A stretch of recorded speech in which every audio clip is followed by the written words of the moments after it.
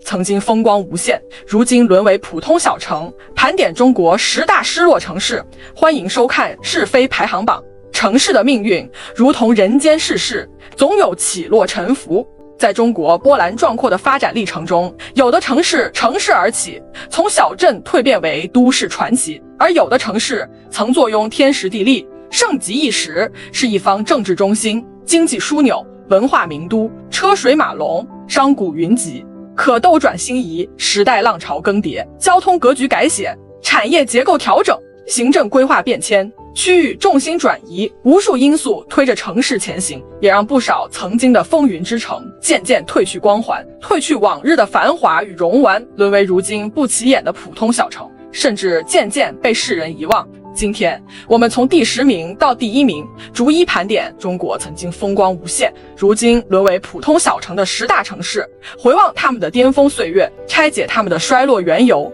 感受一座城市的兴衰荣辱，读懂时代发展的残酷与沧桑。第10名，山东青州，齐鲁大地千年古都，如今低调的县级小城。在山东的城市版图上，青州如今只是潍坊代管的一座县级市，低调内敛，在众多经济强势、旅游名城面前毫无存在感。很多年轻人甚至不知道它曾经的显赫地位。可放在千年历史长河中，青州是当之无愧的齐鲁重镇，位列上古9州之一，是华夏大地最早的区域政治中心之一。从西汉到明清，青州一直是山东半岛的政治、经济、文化、军事中心，先后为齐国都城、广固城、东阳城所在地，历代王朝都在此设立重镇，管辖着广袤的齐鲁大地。唐宋时期，青州繁华至极，又有山河之固，左有富海之饶，城内商贾云集，人文荟萃，是北方数1数2的繁华都市。李清照等文人墨客曾在此长居，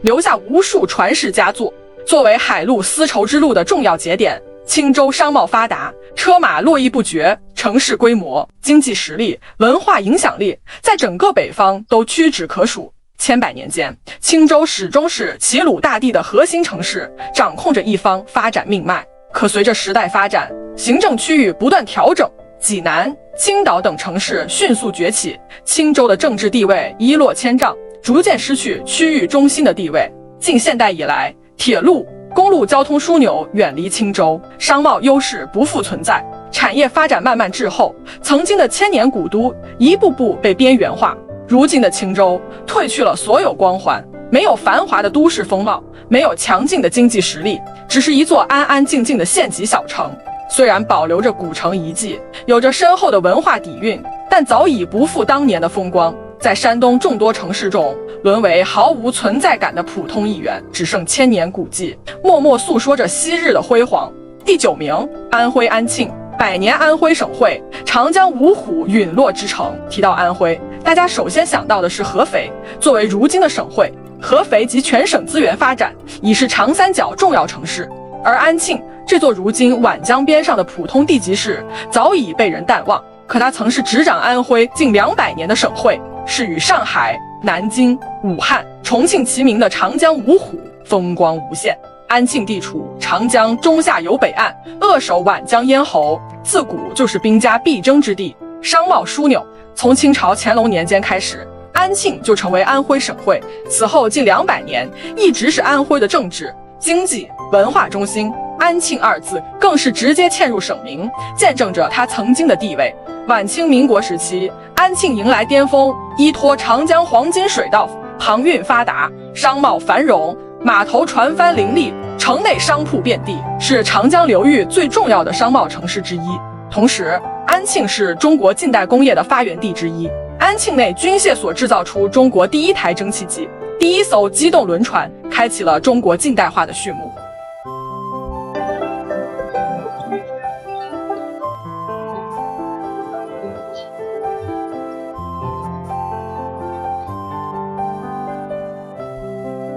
抗战时期，安庆遭遇战火重创，城市元气大伤。建国后，安徽省会迁至合肥，安庆彻底失去政治中心地位，交通、资源、政策优势尽数流失。随着长江航运地位下降，铁路发展滞后，安庆的商贸优势荡然无存，产业转型缓慢，人口持续外流。如今的安庆 GDP 常年徘徊在全国100强边缘，省内排名靠后。曾经的长江五虎、百年省会沦为一座普通的皖江小城，没了往日的繁华，没了昔日的地位，只剩长江流水见证着它的落寞。第8名，河北临漳，三国曹魏霸业之都，如今无人知晓的小县城。说到临漳，绝大多数人都一脸茫然。这座位于河北邯郸的小县城，偏僻低调，几乎没有任何存在感。可它的前身就是三国时期大名鼎鼎的邺城，是书写曹魏霸业的传奇都城，曾经的北方第一重镇。东汉末年，三国鼎立，曹操占据邺城，在此营建王都，修筑铜雀台、金虎台、滨景台，招纳天下贤才，积蓄争霸天下的实力。此后，邺城先后成为曹魏、后赵、冉魏、前燕、东魏、北齐6朝都城，长达400多年，一直是中国北方的政治、经济、军事、文化中心。巅峰时期的邺城规模宏大，布局严谨，是当时全世界最繁华的都市之一，人口超100万，宫阙巍峨，商贾云集，是北方的权力中心、商贸中心、文化中心。建安文学在此兴起，铜雀台赋诗传为千古佳话，无数历史典故、英雄人物都与这座城市息息相关。在长达数百年的时间里，邺城都是华夏大地的核心城市，掌控着北方的发展命脉，地位堪比如今的北京、西安。可北周时期，邺城遭遇焚毁，城市遭到毁灭性破坏，此后再也没有重建都城，政治中心彻底转移，千年名都就此陨落。历经千年变迁，昔日的曹魏霸业之都，如今变成了邯郸下辖的临漳县，没有宏伟的都城遗迹，没有繁华的城市风貌，没有强劲的经济实力，只是一座默默无闻的北方小县城。除了史学爱好者，几乎没人知道这里曾是6朝古，曾经的风华绝代彻底淹没在历史尘埃中。第7名，江苏扬州，古代第一商贸都市，如今平凡的苏中小城。烟花3月下扬州，这句千古名句让扬州的名字流传千古。可如今的扬州只是江苏苏州一座普通的地级市，在南京、苏州、无锡、南通等强势面前显得格外平凡，早已没有了天下之盛、扬为首的绝世风光。在古代，扬州是中国当之无愧的第一商贸都市，从隋唐到明清一直是全国最繁华的城市，没有之一。隋唐时期，京杭大运河贯通，扬州地处运河与长江交汇处，成为全国水运枢纽，漕运、盐运无比发达，全国各地的商船、粮船、盐船齐聚扬州，城内商铺林立，百货汇聚，富商巨贾云集，繁华程度冠绝天下。唐宋时期，扬州富甲天下，是全国的经济中心、金融中心、文化中心。明清时期，扬州盐商富可敌国，城市建设极尽奢华，园林、宅院、戏台遍布，是人人向往的人间天堂。彼时的扬州是全国的财富聚集地，城市规模、经济实力、文化繁荣程度远超其他城市，是无可争议的天下名城。可随着晚清运河淤塞，漕运衰落，海运兴起，扬州彻底失去交通枢纽地位，再加上战火侵袭、盐政改革，扬州的盐运优势荡然无存，经济一落千丈。近现代以来，扬州既不是省会，也不是交通枢纽，产业发展缓慢，再也没能找回昔日的辉煌。如今的扬州虽然依旧有着江南水乡的韵味，有着不错的旅游资源，但早已不是那个天下第一商贸都市，只是一座普通的江南小城，曾经的盛世繁华整座城门过恩。第6名，甘肃玉门，石油工业摇篮，如今人去城空的资源小城。玉门位于甘肃河西走廊，如今是一座人口稀少、冷清落寞的资源型小城，很多人对它的印象只有荒凉，可它曾是我国石油工业的摇篮，是建国初期举国瞩目的功勋之城，风光无二。上世纪30、40年代，玉门发现油田，成为中国最早的现代化石油基地。建国后百废待兴，工业发展急需石油，玉门扛起重任，成为我国石油工业的起点。无数石油工人奔赴玉门，扎根戈壁，开采石油，支援国家建设。巅峰时期的玉门聚集了10几万人口，工厂林立，机器轰鸣，街道上车水马龙，热闹非凡。医院、学校、商场、影院一应俱全，是河西走廊上的工业重镇。作为中国首个石油工业基地，玉门为全国培养了无数石油人才，输送了海量石油资源，为新中国工业发展立下汗马功劳，是全国人民心中的功勋城市，地位举足轻重。可玉门的命运被资源牢牢绑定，随着石油资源逐渐枯竭，油田产量逐年下降，开采成本越来越高，石油产业慢慢衰落，大量石油工人家属跟随产业转移，离开玉门，奔赴新疆、大庆等新的石油基地，城市人口急剧流失。如今的玉门老市区，随处可见废弃的厂房、空置的楼房、冷清的街道，曾经热闹的工业之城变得人烟稀少，繁华不再。虽然新市区重新建设，但早已没有了往日的活力与风光，从举国瞩目的石油摇篮，沦为一座资源枯竭、人口流失的普通戈壁小城，让人唏嘘不已。第5名，河南洛阳13朝华夏古都。如今省内普通地级市洛阳是华夏文明的发源地之一，拥有5000多年文明史、4000多年建城史、1500多年建都史，先后有夏、商、周、东汉、曹魏、西晋、北魏、隋、唐等13个王朝在此建都，是名副其实的13朝古都，曾经的华夏核心之城。在数千年历史中，洛阳长期是中国的经济、文化、交通中心。巅峰时期的隋唐洛阳城是全世界最繁华的国际大都市，人口超100万，工程巍峨，运河贯通，商贾云集，各国使节、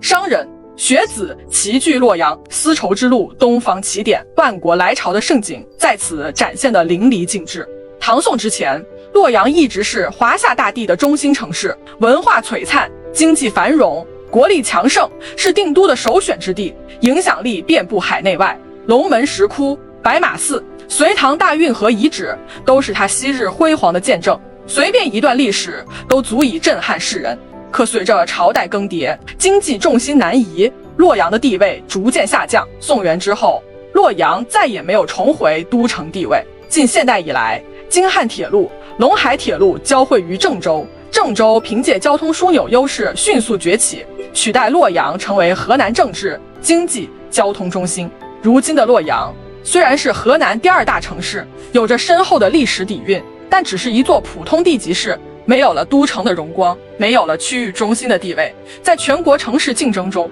始终不温不火。曾经的13朝古都、世界繁华之都，终究沦为一座普通的内陆小城，只剩千年古迹，诉说着昔日的华夏荣光。第4名，陕西咸阳，大秦帝国第1帝都，如今西安附属小城，渭水川南，宗山艮北，山水俱扬，故称咸阳。这座城市是大秦帝国的第1帝都，是中国历史上第一个大一统王朝的都城，曾经横扫6合，一统天下的秦王朝在此定都，书写了华夏大一统的传奇。2000多年前，秦始皇定都咸阳，统一6国，推行郡县制，统一文字货币度量衡，咸阳成为天下权力中心，是当时中国乃至世界上规模最大、最具影响力的都城。咸阳城内宫阙连绵，气势恢宏，咸阳宫、阿房宫巍峨壮丽，天下财富、人才齐聚于此，是大一统王朝的首个都城，地位无可替代。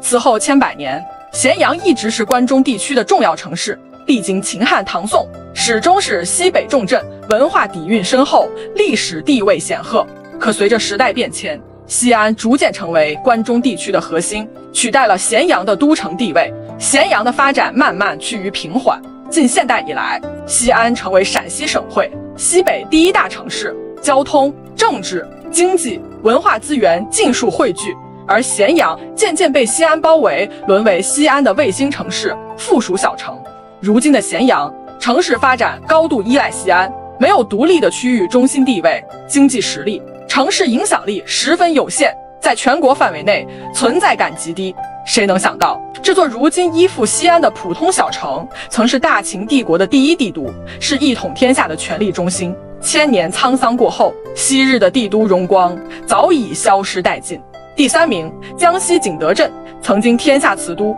如今风光不再的陶瓷小城。景德镇素有瓷都之称，如今是江西一座普通的地级市，以陶瓷产业闻名，但早已没有了天下瓷都的绝对统治力。风光大不如前。在古代，景德镇是天下唯一的瓷都，从宋代开始就是全国陶瓷生产中心。明清时期达到巅峰，成为皇家御窑所在地，专门为皇宫烧制瓷器。景德镇的青花瓷、粉彩瓷、玲珑瓷工艺精湛，举世无双，号称白如玉、明如镜、薄如纸、声如磬，是中国陶瓷工艺的巅峰代表。明清时期，景德镇是全国最知名的手工业都市，陶瓷产业享誉全球，瓷器远销海外，成为中国对外交流的名片。全国各地的工匠、商人齐聚景德镇，窑火昼夜不息，瓷窑遍布全城，陶瓷商贸无比繁荣，是名副其实的天下瓷都，影响力遍布海内外。提起陶瓷，世人只知景德镇。彼时的景德镇凭借独一无二的陶瓷产业，成为全国知名的繁华都市，工艺、商贸、文化都达到巅峰。可见现代以来，陶瓷产业遍地开花，广东佛山、山东淄博、福建德化等陶瓷产业基地迅速崛起，瓜分了全国陶瓷市场。景德镇的陶瓷产业渐渐陷入创新不足、转型缓慢、高端产业缺失的困境，传统手工陶瓷产量有限。现代陶瓷产业发展之后，再也没有了当年的垄断地位。如今的景德镇依旧以陶瓷为核心产业，但早已不是那个独霸天下的瓷都。城市经济发展缓慢，影响力大不如前，沦为一座以陶瓷为特色的普通小城。第二名，河北张家口。明清北方商贸枢纽，如今低调的冀北小城张家口，如今是河北北部一座普通的地级市，地处冀北山区，低调内敛。很多人只知道它是北京周边的避暑滑雪之地，却不知道它曾是明清民国时期北方最重要的商贸枢纽，陆路商埠，号称汉码头，风光无限。明清时期，张家口是万里长城的重要关隘，是中原与北方草原民族商贸往来的核心枢纽。张库大道从此出发，成为北方最重要的陆路商道。无数商人赶着驼队、马车在张家口进行商贸交易，茶叶、丝绸、皮毛、粮食等物资在此汇聚中转。巅峰时期的张家口，商贾云集，店铺林立，驼队络绎不绝，人声鼎沸，热闹非凡，是北方最大的商品集散地，被誉为北方汉码头，是连接中原与草原的商贸重镇，经济繁荣，地位显赫。民国时期，张家口依旧是北方重要的交通、商贸城市，城市发展达到顶峰。可随着现代交通发展，铁路、公路网络不断完善，张库大道逐渐废弃，张家口的陆路商埠优势彻底消失，再加上地处山区，城市发展空间有限，产业转型缓慢，既没有政策扶持，也没有资源优势，慢慢被时代遗忘。如今的张家口，城市规模不大，经济实力一般，产业以旅游、农业为主，工业发展滞后，人口持续外流，在河北省内存在感极低，在全国城市中更是毫无名气。曾经的北方汉码头、商贸枢纽，彻底沦为一座低调普通的冀北小城，再也找不回当年的繁华。第一名，河南开封，北宋全球第一都市，如今省内落寞地级市排在第一位的是河南开封。这座如今在河南省内都排名靠后的普通地级市，曾是北宋都城汴京，是当时全球第一大都市，是《清明上河图》中描绘的人间胜境，是中国古代城市繁华的巅峰代表，衰落之彻底。开封有着2700多年建成史，先后有战国魏、后梁、后晋、后汉、后周、北宋、金等8朝在此建都，尤其是北宋时期，开封迎来了最辉煌的岁月。作为北宋都城，开封是全国政治、经济、文化、交通中心，城内人口超100万，商铺遍布，夜市繁华，漕运发达，文化昌盛，勾栏瓦舍，商贾云集，一派盛世景象。北宋时期的开封，经济总量占全球极大比重，是全世界最繁华、最富裕、最发达的城市。城市规模、商贸繁荣程度、文化生活远超同时期世界上任何一座城市。东京梦华录中记载的繁华，至今让人向往。可北宋灭亡后，开封遭遇战火侵袭，城市元气大伤。此后，黄河多次决口，泥沙淤塞了开封的漕运河道，交通优势彻底丧失。明清之后，开封的政治地位持续下降，再也没能重回巅峰。近现代以来，郑州凭借铁路枢纽崛起，河南省会从开封迁至郑州，开封彻底失去所有核心优势。如今的开封 GDP 在河南全省排名10名开外，城市建设滞后，产业发展缓慢，人口持续外流，只是一座默默无闻的地级市。曾经的全球第一大都市，八朝古都，如今沦为一座毫无存在感的普通小城。只有清明上河园、开封府等景点还在提醒着世人，这里曾有过举世无双的繁华。一座城市的兴衰，是时代发展的缩影，是历史变迁的见证。这些失落的城市虽然早已不复当年模样，但他们留下的历史底蕴、文化印记，依旧是文明的宝贵财富。而他们的兴衰故事，也在诉说着30年河东、30年河西的世事无常，让人感慨万千。